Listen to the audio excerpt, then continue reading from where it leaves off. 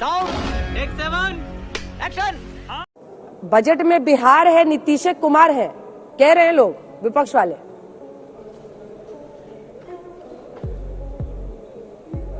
अंजना जी,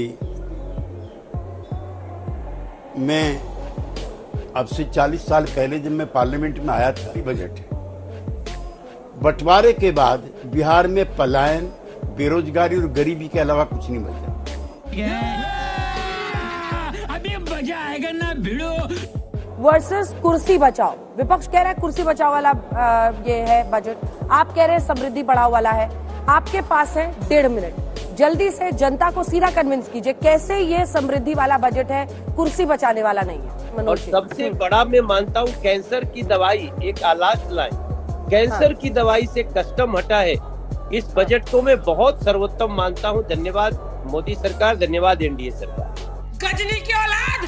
ठीक है, मनोज जी बने रहिए हमारे साथ। सुप्रिया शिंदे जी, आपके पास आते हुए मैं आपको याद दिलाती हूँ घोषणा पत्र कांग्रेस पार्टी का, आंध्र प्रदेश को विशेष राज्य का दर्जा देने के लिए पेज नंबर 36 पॉइंट नंबर 10। सवाल यह है कि चूंकि मोदी सरकार कर रही है इसलिए आपत्तिजनक है आंध्र प्रदेश को विशेष सहायता देना, बिहार को विशेष सहायता देना, या फिर चूंकि वो सरकार बचा रहे। अब आपको जनता को कन्विंस करना है इसकी समृद्धि के लिए नहीं, कुर्सी बचाने वाला बजट है। ये सब दोगलापन है, मैं तेरा दोगलापन उतारता हूँ। और इसका मेंशन जरूर कीजिएगा जो मैंने पॉइंट बताया है। जनता को हमें कन्विंस करने की जरूरत ही नहीं है। जनता तो देख रही है सरकार ने उनके साथ कितना बड़ा धोखा किया है। आप ही के पॉइंट से शुरुआत करती हूँ। आज भी बिहार को और आंध्र प्रदेश को विशेष राज्य का दर्जा नहीं मिला है। इसी मांग के साथ तो चंद्रबाबू नायडू जी अलग हुए थे, वही उनको पैसा पकड़ा दिया गया। ये 6 साल पहले भी किया जा सकता था। बिहार को लिख के कल बोला गया है सदन में, विशेष राज्य का दर्जा नहीं दिया जाएगा, ये लिखकर बोला गया है। ये कुर्सी बचाओ बजट है क्योंकि अपने घटक दलों को खुश करने की कोशिश है। समझ रहे हो? समझ रहे हो आप? समझ रहे हो ना? जिन बैसाखियों के सहारे चल रहे हैं उनको खुश रखा जाएगा। चलिए, इसमें हमें कोई आपत्ति नहीं है, हम आगे की बात करते हैं।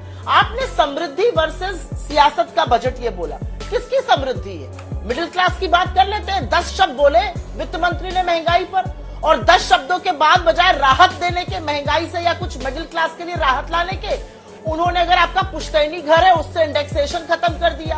आपने 10 लाख का लिया था, 50 लाख का बेचेंगे, आप 40 लाख पर टैक्स पे करिएगा। आपके एलटीसीजी को 10% से बढ़ा के 12.5% कर दिया गया। शॉर्ट टर्म कैपिटल गेन 20% कर दिया गया। डिविडेंड पर अब आपके नया टैक्स लग गया। ये तो मिडिल क्लास के साथ धोखा हो गया।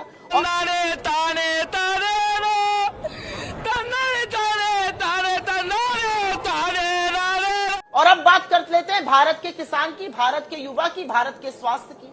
भारत के शिक्षा के बजट को घटाने का दुस्साहस लगातार ये सरकार कर रही है। हर बार बजट घटाया जा रहा है और बार बार जो बजट में आवंटित होता है उससे कम खर्चा किया जाता है। पिछले साल आवंटित था 1,16,000 कुछ करोड़, खर्च हुआ 1,08,000 करोड़। स्वास्थ्य में इतनी बड़ी कोरोना की महामारी आई, डॉक्टरों की कमी है, नर्सेस की कमी है, मशीनों की कमी है, ओटी टेक्नीशियंस की कमी है। स्वास्थ्य पर आवंटित था 88,000, खर्चा हुआ 80,000 करोड़ से कम। कृषि की मैं अंत में बात जरूर करना चाहती हूँ क्योंकि हम कृषि बाहुल्य क्षेत्र है। सुधरो रे, अभी तो सुधर जाओ। खर्रे में जो लिखकर मिल जाता है उसको पढ़ देने से बजट थोड़ी अच्छा हो जाएगा। कृषि, एग्रीकल्चर एंड एलाइड सर्विसेज का बजट 5वीं बार लगातार घटाया गया टोटल बजट के अनुपात में। और यही नहीं, पिछले साल के आवंटित 1,44,000 करोड़ से कम खर्चा इस बार भी किया गया। मतलब आप कटौती शिक्षा में, स्वास्थ्य में, कृषि में कर रहे हैं। कहां जाएगा ये देश? कभी किसी ने सोचा है? और एक अंतिम बात कर देती हूँ, हम बहुत खुश हैं, हमारे घोषणा पत्र का तल्लीनता से अध्ययन किया है वित्त मंत्री ने, अच्छी बात है। वाह दीदी, वाह दीदी। कट कॉपी पेस्ट भी किया है, बहुत अच्छी बात है, लेकिन नकल में भी अकल की जरूरत होती है। और इसलिए मैं कहती हूँ, हमारी पहली नौकरी पक्की थी। हमने कहा था हर डिग्री, हर डिप्लोमा धारक को 8500 रुपए प्रति महीना, मतलब 1 लाख रुपए साल का देंगे। चलिए, ये 5,000 रुपए महीना देंगे, लेकिन ये इंटर्नशिप सिर्फ टॉप 500 कंपनियों में लगाएंगे। 1 करोड़, 1 करोड़ इंटर्नशिप टॉप 500 कंपनियों, मतलब हो गया हर कंपनी में 4,000 इंटर्न। आपके यहाँ भी इंटर्न आते हैं, 4,000 इंटर्न आप लोग ले सकते हैं। जो टॉप 500 कंपनीज होती है वो ऑटोमेटेड होती है, एआई होता है, मशीन लर्निंग उसमें जबरदस्त होता है, 4000 इंटर्न लग सकते हैं। मतलब कॉपी पेस्ट भी थोड़ी अकल लगा के किया गया होता है। ठीक।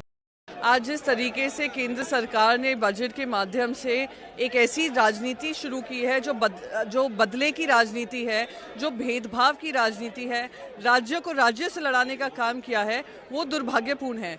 कल यूनियन बजट नहीं अनाउंस हुआ है, परसों जो अनाउंस हुआ है वो है प्रधानमंत्री सरकार बचाओ योजना, जहां प्रधानमंत्री ने महाराष्ट्र विरोधी अपनी सोच भी जताई है कि महाराष्ट्र के साथ कितना पिछले 10 साल से लगातार भेदभाव हो रहा है। अलायंस के साथ आपकी सरकार चल रही है, पर महाराष्ट्र के लिए आपने फूटी कौड़ी नहीं दी है। हर 1 रुपया जो महाराष्ट्र देता है उसका सिर्फ 3 पैसा हमें वापस मिलता है। हमें उस बात का दुख नहीं है कि हमें कम मिल रहे हैं, पर एटलीस्ट इतना तो करिए कि सब में समानता बढ़े। तो बस यही है कि सारे राज्यों के साथ, तमिलनाडु देख लीजिए, केरला देख लीजिए, वेस्ट बंगाल देख लीजिए, ओडिशा देख लीजिए, सबके साथ आपने भेदभाव किया है, इसलिए हम इसके प्रोटेस्ट कर रहे हैं। अरे हाँ भाई हाँ।